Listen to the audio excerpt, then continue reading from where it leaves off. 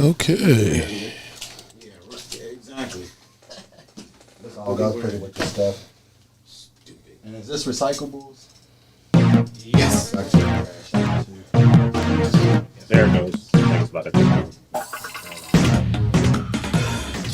Before I relax. Well, hello, good people. Mark Holmes here, and as always, I want to say thank you all for watching, commenting, subscribing, and being part of the Joe Boo Sports Report. Without you guys, as well as you ladies, you know that this literally does not work. I hope everybody's having a great Sunday. Sorry that we are an hour later than usual. I was going to say memorial service, actually more of a celebration of life for my nephew who, passed away at 40 years of age, had blood clots and ended up passing away in his sleep some months back and stuff. And so finally, this was a great time that we got together. It's also the same day that we found out that Law Nation lost his mother yesterday morning. So make sure that you guys enjoy life. Make sure you laugh. Make sure you spend time doing things that you love. And I'm thinking that maybe I need to retire because people have told me I need a new clip. I'd fire Howie. I think it might be time to get rid of that. I think it's time to look at doing something different. And I'm going to leave it up to you guys if maybe this should be the new Philly 500 piece. Up everywhere. You get dizzy. You probably throw up everywhere. You have to do that thing when you get the dude. All right, you need to stop. That's what they do. You get the. You look like you're doing something else. Just stop. That's what they do. That's why I have a friend. That's all time. All you hear from him.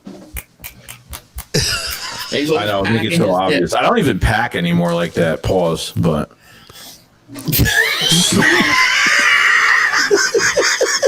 Well, that's what it's called. It's called patching. Joey's pack. You pack.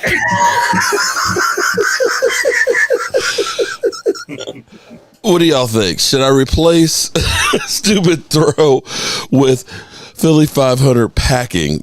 Okay, I'll let you guys decide that one. So without further ado, let me say hello to my good people here.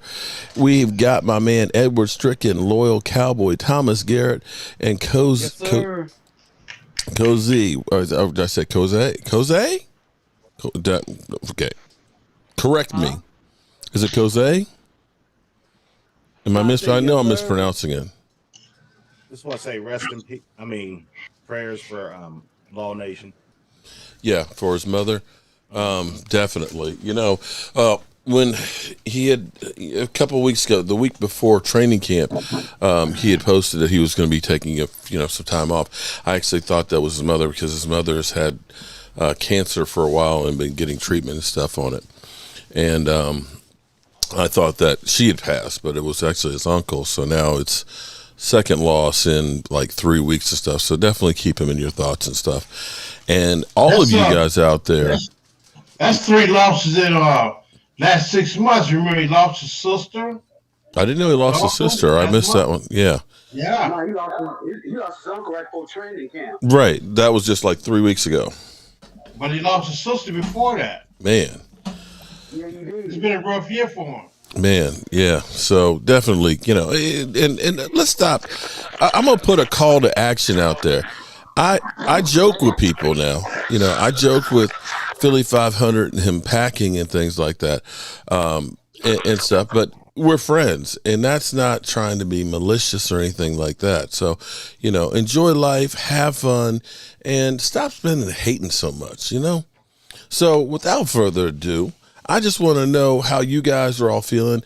I am back from the Hall of Fame. I had a great time with my buddy Game Time Brian, and shout out to everybody that the last time I checked, he was over 400 subscribers. And if we had gotten him to 500, he'd be eating the Pacquiao chip today, but I'm okay with that. We'll get him sometime soon. It was great being at the Pro Football Hall of Fame and feeling like football again, and I'm ready to get this thing going. It was good seeing we finally got to see I Love Weed. Oh, my goodness. Yeah, game time's up to 410. So shout out to all you good people who have subbed up to this channel. Yeah, it was funny because the thing is you guys all know Mark Holmes and what I'm like and what I sound like and everything else. Meeting people that I've seen, and you see the profile picture and stuff. You don't you don't know what they look like or what they're going to be like and stuff like that, and getting their story. So to find out that his name is not something new, that he actually had it since high school, I'd actually like to get that whole story. But when he does come in, I'm going to say I love to pull weeds. How about that? We'll just leave it at that one. All right, so Loyal Cowboy, we were hoping we were going to see you down the trip, but I think, aren't you working on getting married? Yeah. In which case, it's harder when you get married to do those guys trips. Bro. Thank you. Congratulations. Thank you. So Yeah, I'm gonna try to go to the draft next year in Detroit. I mean, that's like 3 hours for me, but I'd like to try to go there. Yeah. Yeah, I couldn't believe D. Ware. He sang the national anthem. That was pretty good. He kept it. It was softer than I thought. You think, okay, DeMarcus Ware, 137 sacks, defensive end. It was very soft, and I thought it was pretty good. And it was one of those things that if you're a Cowboys fan, you loved it. If you're not a Cowboys fan, you're like, he sucks. So, there's no love out there for anybody out there. He didn't stink up the joint. That's, long as he didn't stink up the good, you stink up the joint. My microphone is low. Okay, how about the guest? Let me bump it up a little bit. I thought my microphone was kind of loud. Okay, hold up. All right, let me bump it up just a little bit. Pump up the volume. Dennis, is that good enough for you there, buddy? Am I loud enough? Is the music loud enough for you? There we go. All right, so we had our blue and white scrimmage yesterday. Knock on wood, I don't think anybody got hurt. The offense seems to be, it's kind of funny because some days you see the offense is going crazy. Some days you see the defense is kind of going really good. And I feel good about where we are. I'm missing Zach Martin, but I feel like we've got a really good team. Now, as James did, pointed out that the Eagles realize that their linebacking core is ass, and are trying to do something about it now.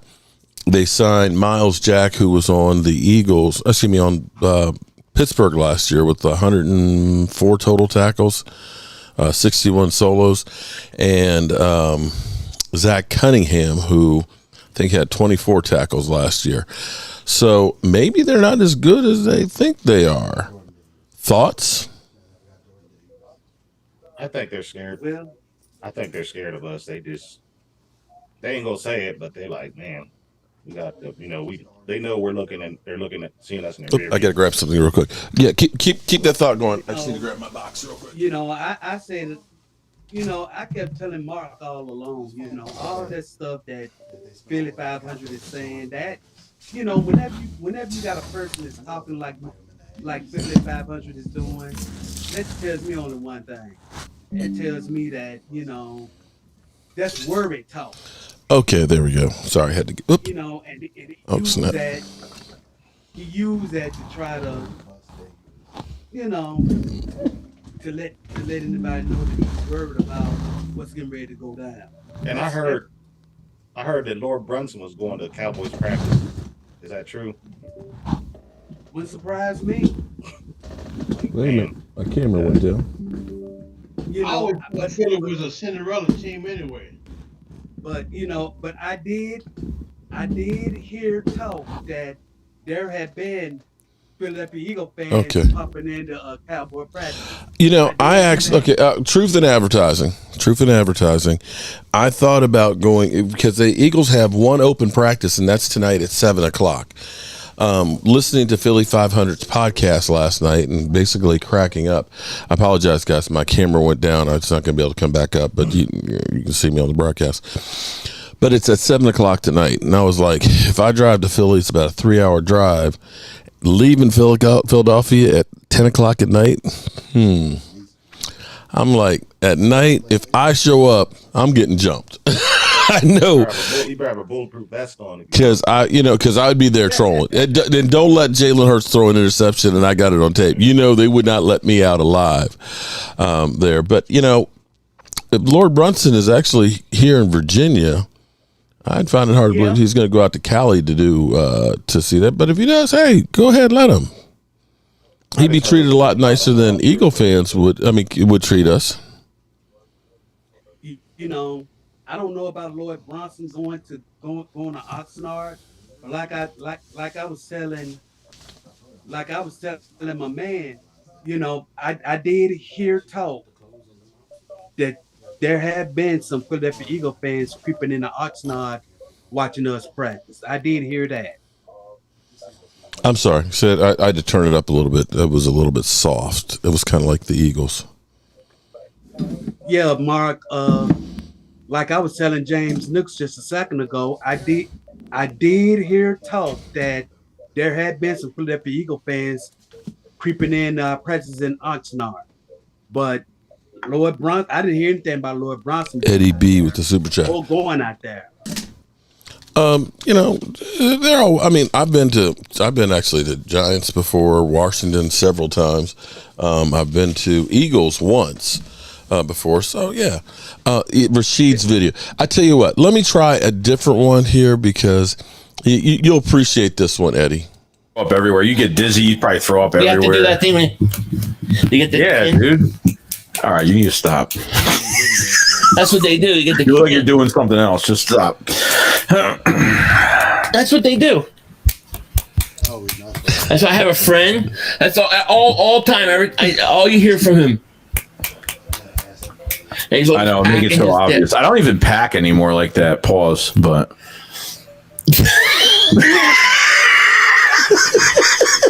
Well, that's what it's called. It's called patching. Joey's pack. You pack. So is anybody concerned about the right side? Okay. Was that good enough for you, Eddie? All right. Eddie with another super chat. Shout out to you, Eddie. All right. Anybody concerned about the right side? I am concerned until Zach Martin comes back in. I'm okay with our starters, but we don't have a whole lot of depth on our offensive line. I believe he'll show up. What they say, he's up to like $500,000 in fines right now. It should have been 500. It's actually should be 600 right now. So how much do you lose every day? Like 50,000 a day. 50,000. Okay. 50,000 a day. He didn't lose nothing today because today was an off day. I don't think it works that way because he hasn't shown up. It may be not a practice day. Yeah, it's not. But they have meetings. Yeah, but they said this is what I'm hearing. Okay. They said that he won't miss none today because they're not out on the field. That's what was told to me. Okay. I'm not sure that's right or not because you think about they can't practice more than 3 days in a row. And I think Friday it was at 500,000. And we know that they don't practice every day. They've only had like 6 practices. 6 practices would only be like 300,000. So again, either way, I know he's over 500,000. Maybe he doesn't get fined for today. Maybe today is a true day off. And that won't count. I don't know, but I do know it's well over 500,000. So either way, that's still a good chunk of change. Now I know he'll be in before missing a game check because now you're talking about really a whole lot of money. Now you're talking about that time he'd be over about $2-3 million because of the time between now and the start of the season. So who do we have to replace him? Matt Forniak is probably the best one. Igato has not looked good. Now, I will say part of the problem for when we say our guys don't look good, they are going against some premier talent. Micah Parsons is making everybody look bad. So, promise you, Mark, we will win the first 5 games. David Graham. Well, I tell you what, you better better win the first 5 games because you got Murderer's Row going through there. But here's the thing. I'm going to make sure I don't do today. All right. See, it was funny last night driving down the road because I decided I'm going to listen to Philly 500's podcast while we were driving. Miles, Jack, and Cunningham. No. What? Michael Parsons said that Lawrence Taylor could even. I'm going to get that. People just messing up my flow here. But I realized coming down the road, the Eagles are always talking about we troll them. So I'm watching Philly 500's broadcast. I don't see any Cowboy fans in there trolling them.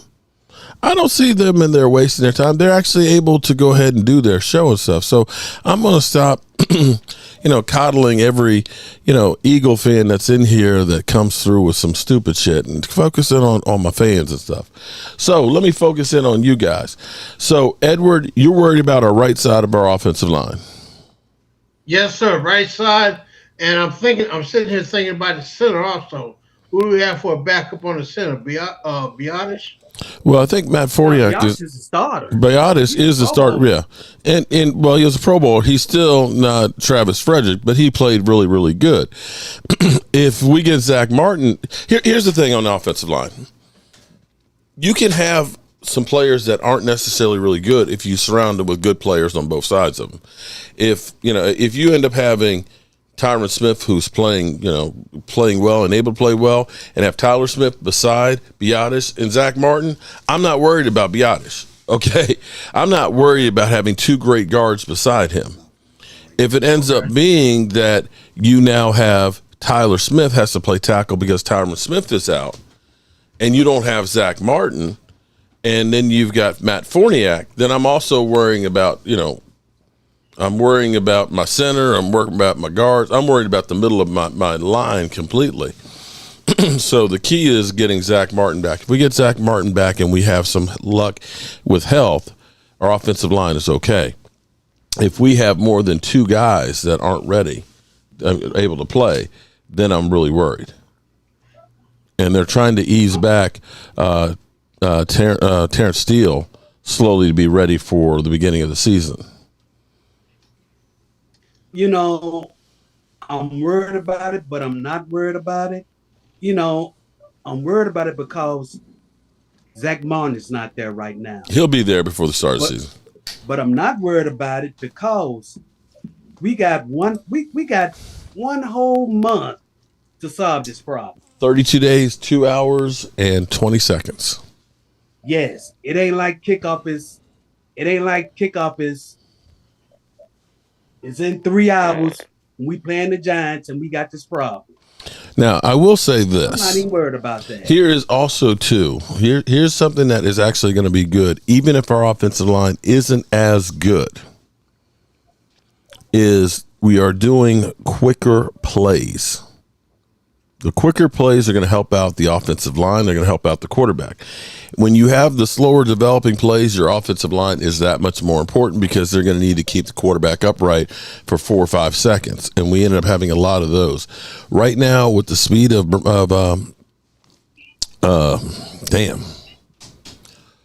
Brandon Cooks. Whose plate is that? Mine. When you have the speed of Brandon Cooks and you have the stuff that's going to be more quick hitting, and also too, zone blocking is more important where you're getting angles for the offensive line. It will help the offensive line as well as the quarterback. We're not doing all the comeback routes. You're going to be doing more slants. You're going to be doing more screen passes, and these are things that will help out the offensive line because the defense won't be able to just tee off at a spot. They're going to be able to get this ball out of the hands of the quarterback quicker. That being said, you still want Zach Martin there. And you may also see a lot more 12 personnel where you've got your 2 tight ends and stuff that can help out the block as well as being receivers. Love that, loyal Cowboys. Let them talk. Talk is cheap.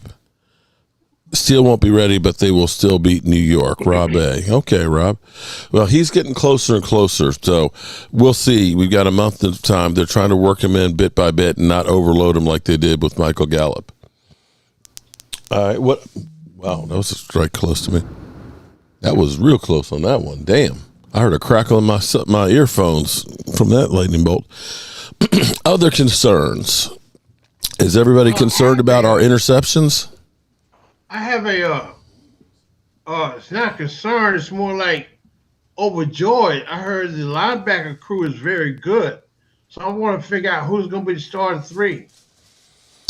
You know, I think actually with our defense, you don't really need to be concerned about who's the starters because we are so deep that starting, you might start for 2 or 3 plays and then somebody else is rotating in.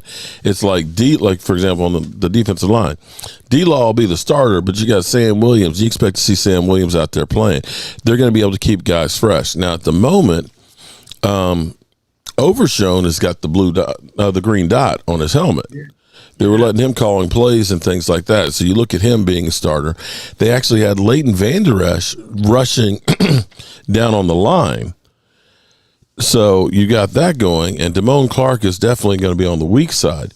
And Jabril Cox, from what I'm hearing, has actually been playing really well. And you're beginning to see some of the potential that they've had with him. The thing that's going to be really interesting is the position versatility, I think, that we have with our linebacking core, with our safeties and things like that. You don't know, just because a person is a linebacker, you don't know where they're going to be. When they talk about Micah Parsons might play 8 different positions, yeah, he might actually play those 8 different positions. So they're going to be able to disguise what they're doing to a whole nother level. They supposedly had 3 safeties basically in the box yesterday in practice and are still able to cover.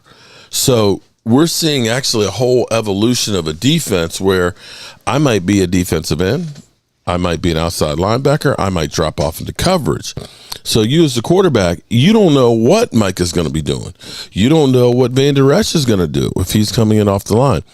This defense is going to be very, very tricky. So, again, I don't know who's going to be the starter, but I can tell you this. It's going to be not just 11 guys on the field. They're going to be using about 22 guys on this defense and interchanging them, which may be good for the long run because by the time playoffs get here, they're not worn out. Well, Mark, yeah. All I can say about that is welcome to the new revolution, my brother. Yeah, I think we're honestly seeing a brand new defense. And see, this is something that's been missing from the Cowboys with the Jason Garrett era. And I say error because I believe we erred on the side of being stupid and keeping him for as long as we did. Going back to the Pro Football Hall of Fame, you think about, all of these great teams. And I wish my man Game Time was in here too. I've been here. Oh, I didn't see you. Game Time. The thing that you have to realize. I texted you to put your Zoom camera on because I can't watch the. Right. Well, the problem, I can't see him. But the thing is, it went out, and the only way I can turn it back on is I have to turn off my streaming software. I'll talk in the dark because I can't have you on and turn the volume down over here. Okay, well, you just look. Okay, just pretend I'm in the dark. Okay. Yeah, I've seen enough of you the last couple. I was going to say, you're as bad as my wife. It's like we work all week together and everything else. It's like, okay, I'm gonna be gone. I miss you. It's like, damn, you just been around me 24 hours a day, 7 days. I miss you. Who won the fight? Who won the fight between you? You miss me. Listen, man, it didn't. He he couldn't walk too good, so I was just a little too quick for him, man. But he's all right. That's what she said. Pause. Yeah, here we go. Again. Okay, but hey, we're nothing like the Eagles, though. Okay. Not that I'm here to break any news, but they just signed 2 linebackers, so I guess they're Miles Jack and Zach Cunningham. So I guess they're not all excited about Nakobe Dean, and more importantly, there was another guy, I can't think of his name because I'm not an Eagle fan. That got injured and maybe out for the season. Yeah, but then there's another guy that we're relying on who might get cut. So, well, you know what's going to happen. Philly 500 will be doing a video. Oh my God, we got Miles Jack, and he's the greatest. He's already live. Okay, all right. So he's the greatest thing. This is such an upgrade over Nakobe Dean. Now, see, last week it was Nakobe Dean has the chance to lead the team in tackles and be all pro and everything, and now it's okay. Howie Vision at it again. Here we go. Well, here's what I have. Here's what I have to say about Philly 500. Grocery store, I used to actually swallow it. Pause, but you know, Joe used to pack it in and he used to. I used to pack and swallow. I used to do a lot of stuff. Dude, that should be your like intro. Me laughing. You know, your intro. Just look at the camera. Mark, that sound kind of explicit. That sounds a little suspect. Yeah, that didn't sound right. You have to see the whole video. Swallowed and spitting and packing. We're talking about a team that won the Super Bowl and they're eating horse shit. So what do you expect? Okay. One minute they eating horse shit and now they talking about swallowing. Swallowing and packing, man. It was one thing. It was crazy.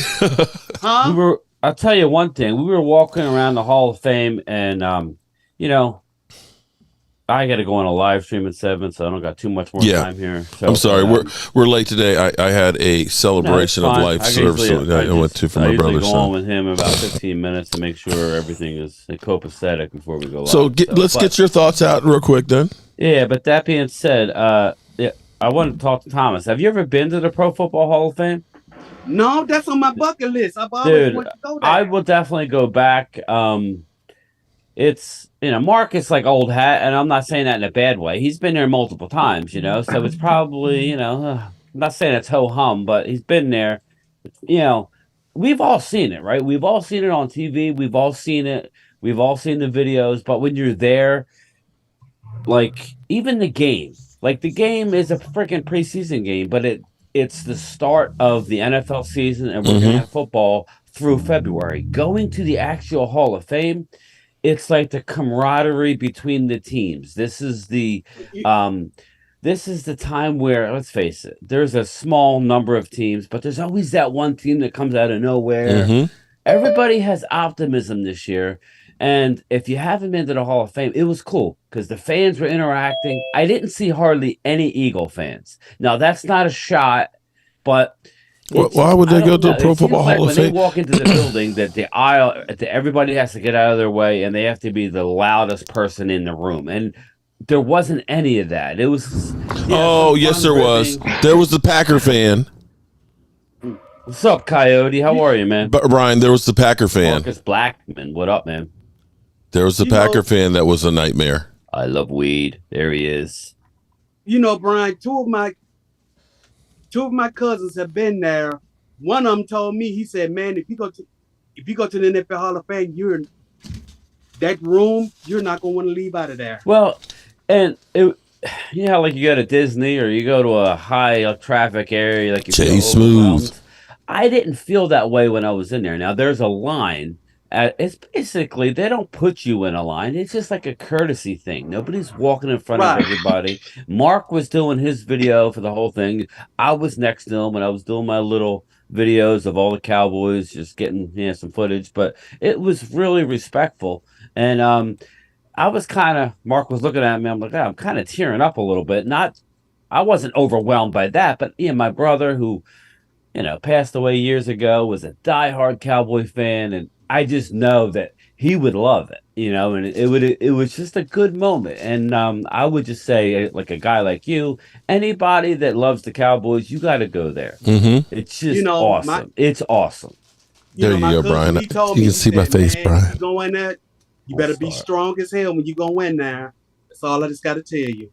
Yeah, and what y'all think of the Madden bus? I loved it. I mean, I took a video of it. It was cool. I have one too, and I don't think I ever uploaded it. But when you think about the person that's in there, it's actually, I guess it's kind of an early like RV, because it's actually not a lot of space in there the way it's laid out and stuff on there, because it was a Greyhound bus. But it's not so much that It's the fact that you're looking at where John Madden went from game to game to game to game and stuff. And it kind of gave me a little bit of chills just to be in there. And that's the thing. There's so much stuff. I've been there 4 times before, and every time I go, I see something different and I learn something new. You know, the whole thing about the 14 now Dallas Cowboys players and staff that are on one team, the fact that they tied the Steelers with the most players and front personnel on a team, and they faced each other in 78. So you literally had 28 future Hall of Famers meeting on the field. So when Philly 500 talks about the Eagles being the greatest team of all time, let's pump the brakes a little bit there. Let's pump the brakes a little bit. But it is definitely something that you want to do. And I am now, I'm totally into a football mood. I am ready to rock and roll, although I miss my buddy Brian. Oh, that's nice. And Mark, yes, sir. I didn't know that Dak Prescott's uniform is in Canton, Ohio either. He's got a couple of things that are in there and stuff, and so Nick Zeke Foles as well has something there. Well, that was the one that didn't make sense to me because his jersey was in there. Super Bowl. Yeah, but it was there with like Joe Montana and Troy Aikman, and it was kind of like. And then you see, it's like Nick Foles, and it's like they had Jalen Hurts one there too. It was what was it for? That was being I think for the back in the NFL. Basically. Wait, he plays quarterback. Sorry, but I think it was something with this rushing touchdowns and stuff that he's had or something like that. But I did not see for Eastside. Put the Jalen Hurts football in the Hall of Fame where he fumbled the Super Bowl. That one too. Yes, I like that one. I Love Weed says, and he was right. You shout out to I Love Weed. I don't know if you brought him up. He actually came in and was hanging with us for the game. His wife, she was smart. She was getting out of the heat. She went and was over at the casino. Yeah. So, but I Love Weed. Shout out to him, man. He's a good man, and we were hanging out. He brings up a good point. He was saying that, Darrelle Revis, out of respect, I mean, come on, man. Dude, he's a Hall of Famer, and like, you had Miami fans. There was a lot of Miami fans. That was terrible. Miami fans saying what, Mark? What exactly were they saying? I don't know, but there was a camera over there. I don't know if the camera crew came over and said, hey, we're doing a spot for Zach Thomas or something. But here it was. You're hearing all this yelling and cheering and stuff of these Miami fans and stuff while Darrelle Revis is going. I'm like, this is ridiculous. I don't care if you're not a fan of them or not, but at least be respectful of the pinnacle of their career. We're talking about everybody who's played professional football. It's boiled down to 371 people. I want you to think about that for a second. 371 people. So to equate that a little bit better, basically, if you take all of football, which has been over a century right now. A lady friend. Sorry, Weed. Lady friend. 1 year's draft class are close to the amount of people that are in the Pro Football Hall of Fame. So your chances, crazy, isn't it? So your chances, that's where we all say, "Oh, well, Tony Romo's a Hall of Famer." Not bullshit. Bullshit. I'm sorry. I love Tony Romo and everything else, but there's 371 people in the Pro Football Hall of Fame. That is like 1/100th of 1% of all the people that have played in football. And Tony Romo's not that. And Eli Manning is not that guy either. He'll probably end up being there. She doesn't agree with Eli you. Manning's not a Hall of Famer either. I honestly don't think Tony Romo will make it into the Hall of Fame. I'm tired of having he this won't. discussion. He won't. What makes you think Eli's I not dusted his jersey off, though. Do you think he is one of the 371 best football players of all time? Yes. Okay, you're smoking. You gotta crack. win. Oh, Man. you're smoking You gotta crack. win. Is that Come on, a Rashid dude. back there? Yeah. Man. Eli's a 2-time Super Bowl champion. He should be in, but only because he won a Super Bowl. How you doing? But be that as it may, okay. But let me make one point real quick here, okay.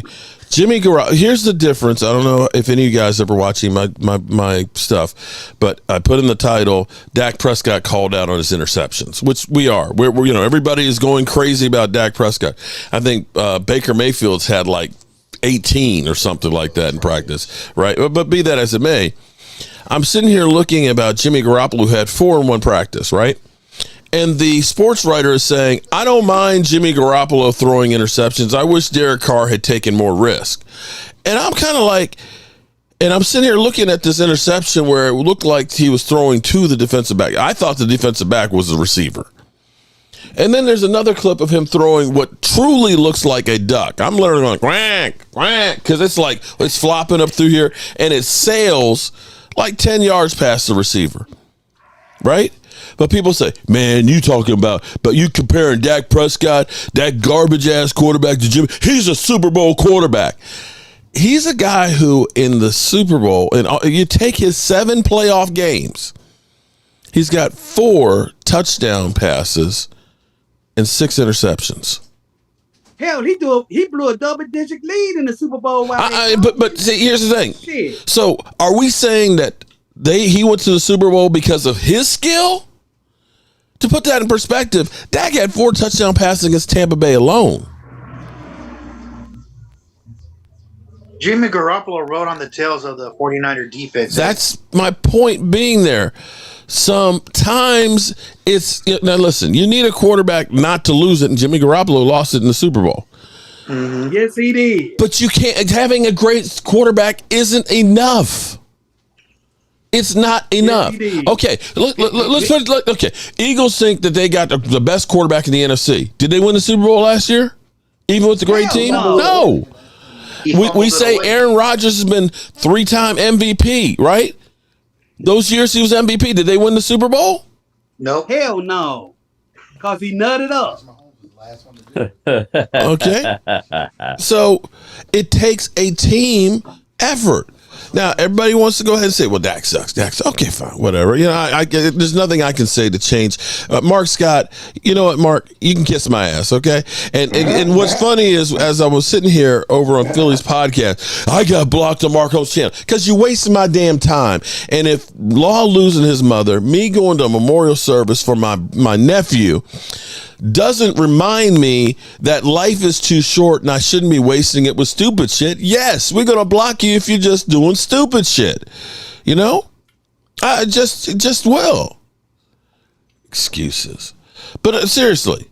So by the talking heads out there, or you guys that say, oh, well, you know, if we just had Jimmy Garoppolo, we win a Super Bowl. He can't even stay healthy in practice. He can't even stay healthy in practice. Let me make one more point. How about this one? In the first playoff game against Green Bay Packers, Dak threw for 304 yards and 3 TDs.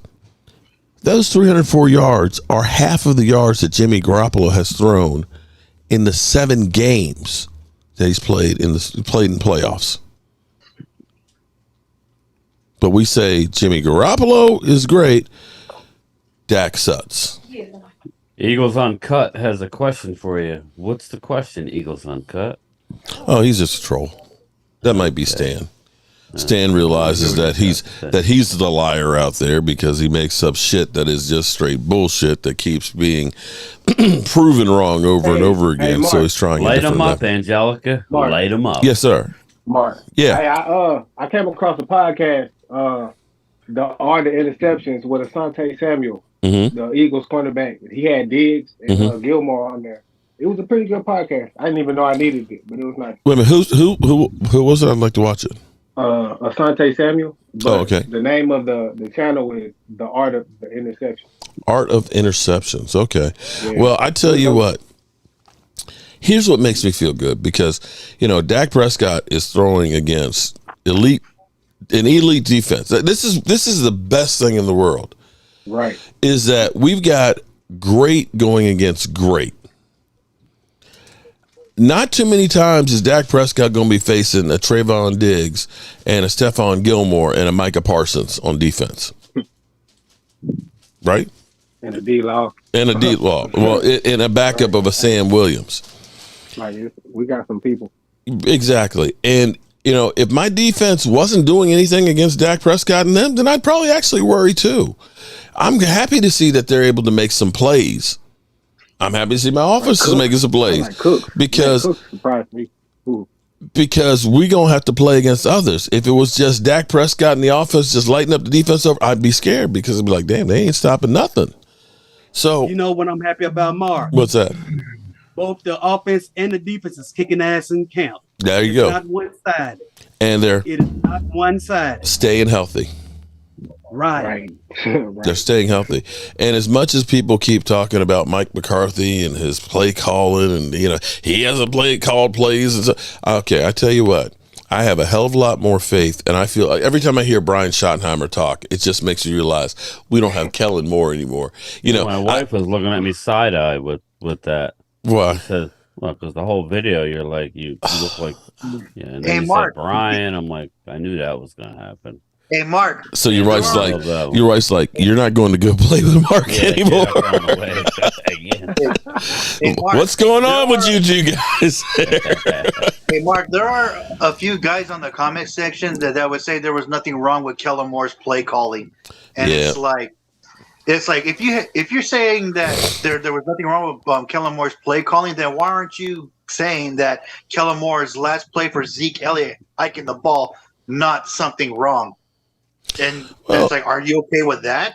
Okay, now to be clear, I'm not going to say that he was an idiot. Okay, I mean completely, but there's times where it seemed like things that we do. Okay, if you do something really well, then you need to use that more often. And I had an original point when we went through here about the defense, how the defense is evolving into something new. When you look at the great teams in history, you always saw something that innovating that was new and different. And all of them had something that they could rely on. When shit hits the fan, we have something that people just can't stop. The Washington had that, I can't remember what the play was, but basically it's a trap play where they've got the tackle and the guard from the backside coming through, lead blocking, for Riggins. And that was their bread and butter. When shit came downhill, they could just go ahead and do that. The Cowboys literally could run the ball the same play, and they would go through and literally say, we're running the same play to the guys, and they couldn't stop it. You had an identity. You also had, like Joe Gibbs coming up with the one-back offense. You had the West Coast offense with the San Francisco 49ers. You had the shotgun with Tom Landry. We didn't see anything that innovated from the Cowboys. We just saw repeat. And as we learned, even with the great Tom Landry, when he couldn't innovate, everybody knew what the hell you were doing, and your shit didn't work anymore. And that was the problem with Kellen Moore. There wasn't any innovation, and it always seemed like he had his script, and it didn't change. Some games it worked perfectly, but sometimes you get shit that you're not expecting, and it didn't seem like Kellen Moore was able to adjust. And when it came playoffs, I don't know if the sphincter tightened up or what, but things like 12 personnel, which was the best package that you had, you didn't do it. Dak Prescott, bootleg, out of the pocket. You didn't do it. So that's not to say he can't call some good plays. He ain't got a whole lot of experience. I look at Brian Schottenheimer, who's been doing this shit for 14 years. I look at Mike McCarthy, who's been there and held up a trophy. I trust those guys more than I do Kellen Moore. Just do. Anyone else's thoughts on that? Well said. Well said, Mark. Yeah, there was no, and even through Jason Garrett. What is the one thing you can say? That's Jason Garrett. That's today. You see the shift. You say it's Tom Landry, Clapping. right? Clapping. There you go. So there was no innovation, and that's where as we're starting to see. Three safeties in the box, or we're seeing Micah Parsons coming from all these different directions. We're seeing Leighton Vander Esch, getting close to the line. You're seeing kind of a defense that is evolving and giving you something different. This is an innovation, and I can't wait to see what we do with this Texas Coast offense. This may be something totally different than what we've seen before, using the good elements we had, but that this offense is going to be fast. Right. Hey, Mark. Right. Yeah. Hey, Mark. Yeah. Can I comment on that? Yeah. About Brian. To me, he sounds a lot like his dad, Mark. Because Marty Schottenheimer literally said that when he was coaching the Chiefs. Yeah. That everybody, we know what we're going to run. The defense knows what we're going to run. Everybody in the damn stands know what we're going to run, but they can't stop it. That's what Brian Schottenheimer said. But Kellen Moore didn't have nothing for that. No, so I honestly think back last year. Please tell me, what was our bread and butter? What was our bread and butter play? We were good at a lot of things, but I can't say shit hits the fan. Just go to. I don't know what that was. 12-player personnel. That's what we did well, but I don't think we used it enough. Don't think we used it enough. No. I know here's the thing. Pollard run with the ball more often seemed to get us. Well, the problem with that is wearing out Tony Pollard. Yeah, you can't. But also too, when Zeke was hurt, and he had that like 30 plays, and he was like sucking for air, and he's like, I've never had that many carries and stuff before. I see you now. I got it fixed. Okay. Wait. I see how your face lit up there, Brian. I can see why your wife's like, I don't know, Brian. I don't know.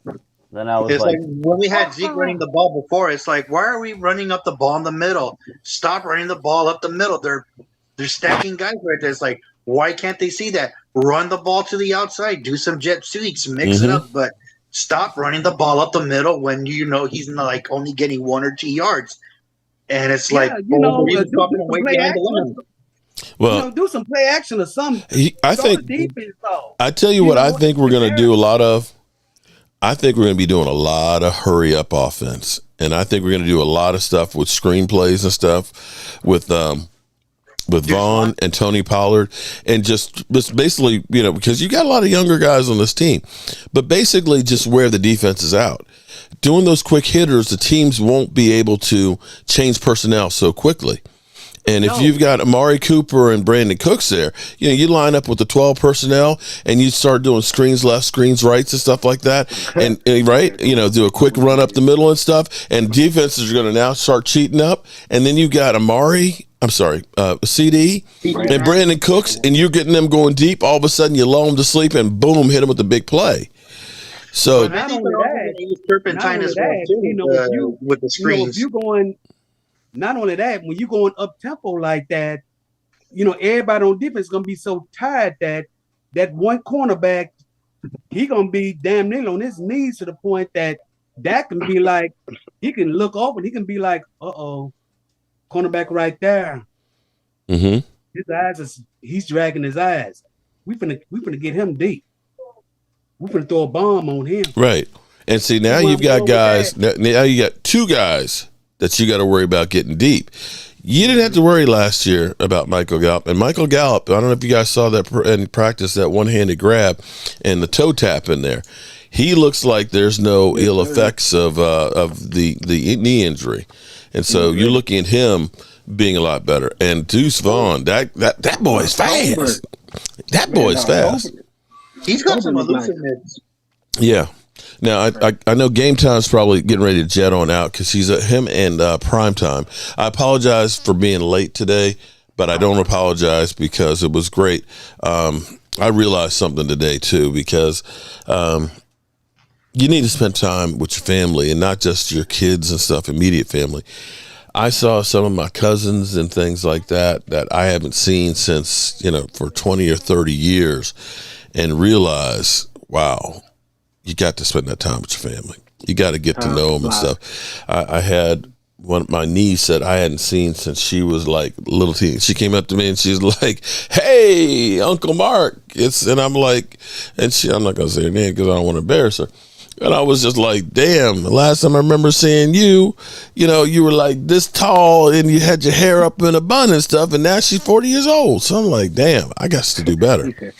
So yeah, I'm late today, so we're up against it. But at 7:00, my man Game Time and Prime Time have their live stream, so I'm going to respect their time as well. So tune over to them.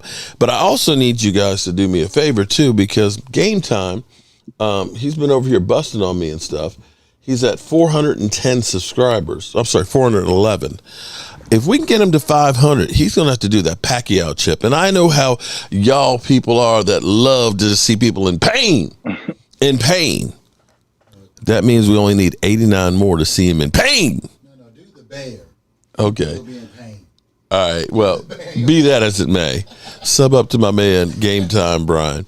But before we get out of here in another 10 minutes or so, I feel night and day different. Night and day different from last year's training camp. You know, I had just gotten back from training camp last year this time, and just thinking that we ain't got no receivers. We had just signed Anthony Barr, and we were ecstatic. Oh, we signed Anthony Barr. Like, that was a great, you know, I'm sure like Philly 500 is about we got Miles Jack. I feel good about this team right now. I don't know if it's going to go to a Super Bowl or anything like that, but right now I think we've got a chance. I think we have a chance to be a really good team. I know we buy into this every year, but I would say that this is definitely one of the best teams we've had in the last, 28 years or so. I think we're going deep this year, Mark. I think Cook and Lamb are going to go deep this year.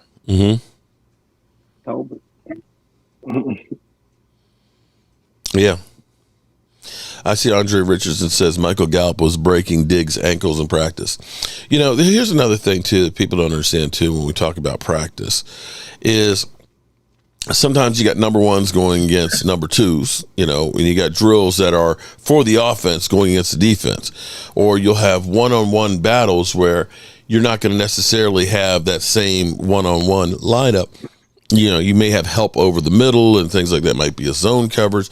So people microanalyze, because I remember last year people talking about how Diggs, I remember I actually had a clip where Diggs got burnt in training camp, and I was like, I don't want to really put this out there, because I said, I know people are going to say, oh, Diggs is overrated, he sucks, and this, that, and the other, and that's exactly what people said.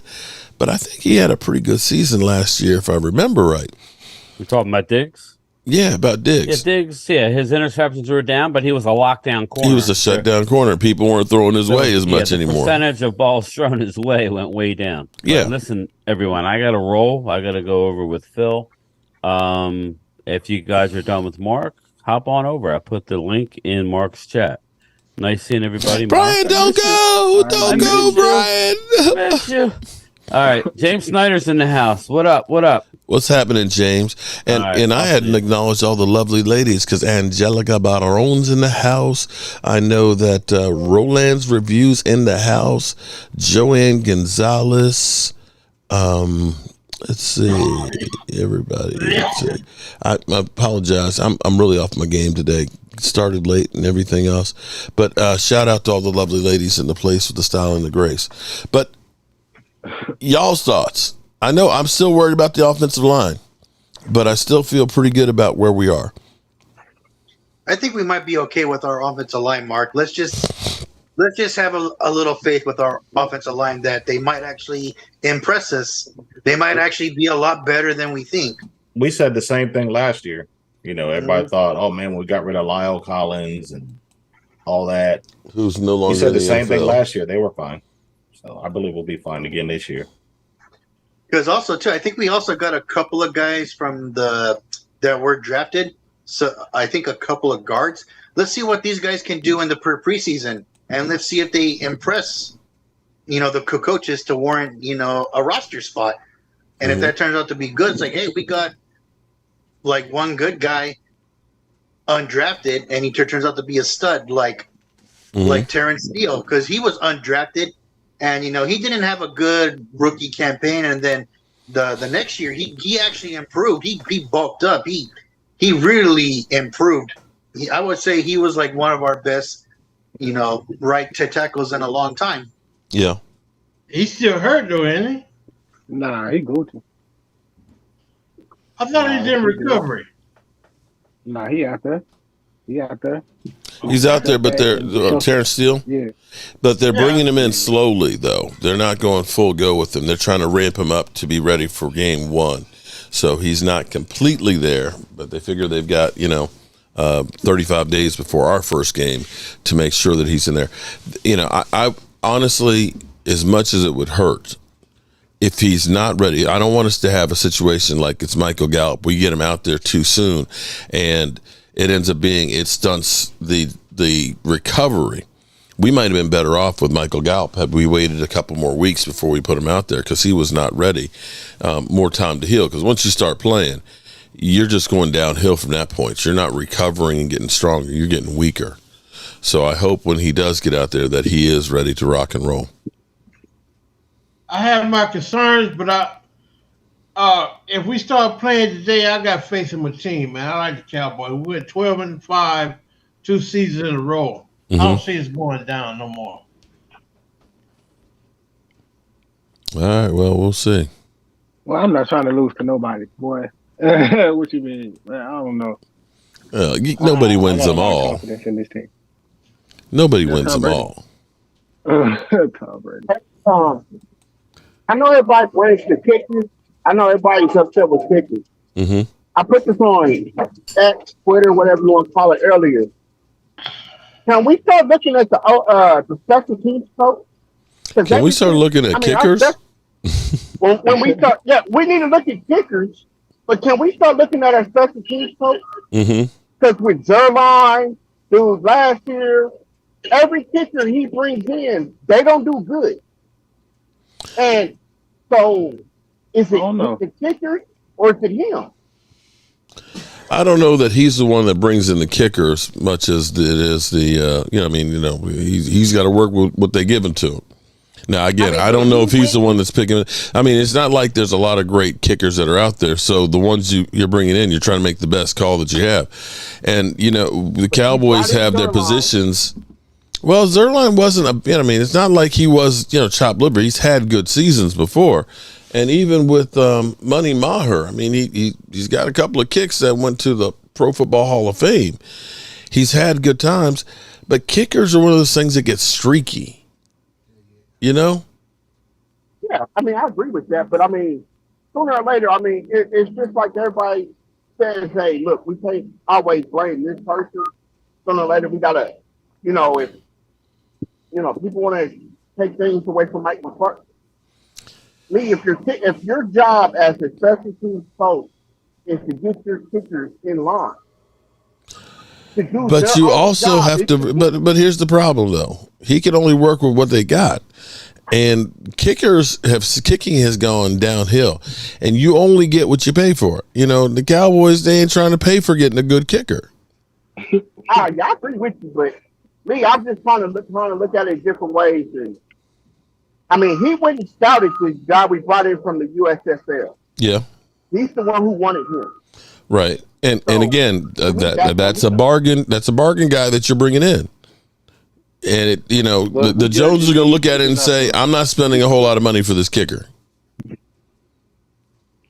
And so hopefully he's making. I just wanted to bring that up. No, I agree with you on that. And hopefully he's doing the best he can with what he's got. But it's not like we're getting premier kickers and they're going off a cliff because of what he's teaching them. For the most part, our special teams have not been awful. It's beyond just the kicker. I mean, it's the whole coordination. Game. Boy, that was a lot of misses. That's crazy. Well, but again, that was a kicker that lost confidence, and that's one of those things. When a kicker loses confidence, it doesn't matter what you say to them; they just go downhill real quick. It's like when I forgot the name of the kicker that played for the Cowboys when Emmitt Smith was holding out, and then the kicker told Jimmy Johnson, he's a coach, I lost my confidence. I can't do it. And Jimmy Johnson said, that's all I needed to hear. And he cut him. Mm-hmm. Yeah, it's just like the one that couldn't run that was asthmatic. He said, take your asthmatic ass over on another field, and they cut him after practice. So, yeah, Jimmy didn't play. I remember the running back, too, that was Emmitt Smith's backup. I forgot his name as well. Mm-hmm. But, he was fumbling the ball a lot. And then Michael Irvin's all like, don't you dare fumble this ball again. And he fumbled the ball again. And he was gone. And he was gone, and right. Then they brought back Emmitt. Well, that's a different beast here. Now, last question I have for you before we go ahead and end the stream is anybody worried about all the talking that Micah Parsons is doing? I mean, he kind of threw shade at Lawrence Taylor. Basically saying that, well, Lawrence Taylor couldn't cut, but that what Lawrence Taylor had to do pales into comparison to today's game and what Micah Parsons is doing. In some regard, I look at it and say Micah Parsons is kind of like a Swiss Army knife, because he's played D-back, he's played middle linebacker, he's played, of course, edge rusher. So when you look at the versatility, shout out to 49ers, blessing to Mark Holmes and all NFL fans. Shout out to you, buddy. I appreciate that from a 49ers fan, super chat. He does have a bit of a point, but this is the problem of rating people from different eras. It's a totally different game from when it was when Lawrence Taylor played. But that being said, Lawrence Taylor will forever be one of the greatest of all times. Should we tell Micah Parsons to chill, man? Just chill out a little bit. Let that man have his glory, man. And when he becomes humble, he'll find out what the real deal is. He's definitely putting a target on his back. He's gonna make him break him. All right. Is he wrong? Is he wrong? I'm not saying he's wrong, but I've seen some players that were, like Bo Jackson. Bo Jackson, you saw him and said, man, Bo knows everything. Bo was incredible. And Bo's career ended up being real short. And that's why he's not in the Hall of Fame right now. But nah, I feel like all the trash talking that Parsons does is, I feel like he get a pass for it, because he's done a lot of great things already, and he's going into his third year. So I don't know. He good. He's good. Well, he deserves to be able to talk because he backs it up on the field. But at some point, the type of it's attitude the team needs to have. They gotta bring it. They can't go out there scared. They need to go out there confident. Because all the other teams, they're looking at us thinking we ain't scared of y'all, so they need to bring that same attitude back. Yeah. All right. So we're gonna go ahead and get out of here. I'm gonna check out my man Game Time and Prime Time on their channel, and Game Time is up to 415. We're only 85 away from him burning on that chip. Let me end on the Eagles, the greatest team of all times, that's going to literally have 45 Hall of Famers off of this team. Let me end with the broadcast of Philly 500 and crew. Up everywhere. You get dizzy. You probably throw up everywhere. You have to do that thing. You get the dude. All right, you need to stop. That's what they do. You get the. You're like you're doing something else. Just stop. That's what they do. That's why I have a friend. That's all time. All you hear from him. I don't make it so obvious. I don't even pack anymore like that. Pause. But.